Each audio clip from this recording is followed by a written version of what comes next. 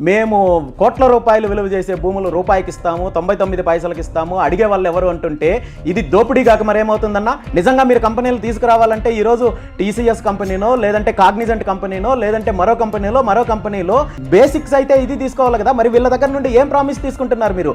ఎన్ని వేల మందికి ఉద్యోగాలు ఇస్తామని చెప్పి వీళ్ళు అగ్రిమెంట్ ఇస్తున్నారు. అదేవిధంగా ఈరోజు డేటా సెంటర్ అంటున్నారు. డేటా సెంటర్కి సంబంధించి మీ దగ్గర ఉన్న పూర్తి సమాచారాన్ని ప్రజలకు వివరించండి.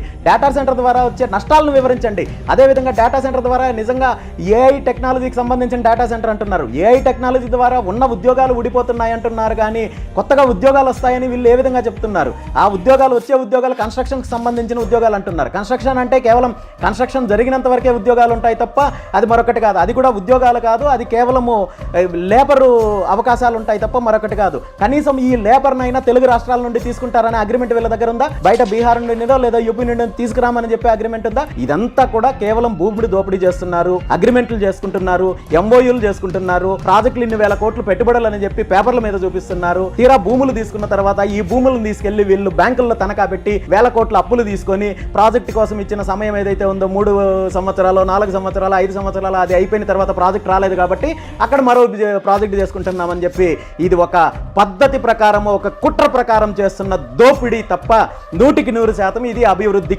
కాదు. అందులో ఏమాత్రం అనుమానం లేదు.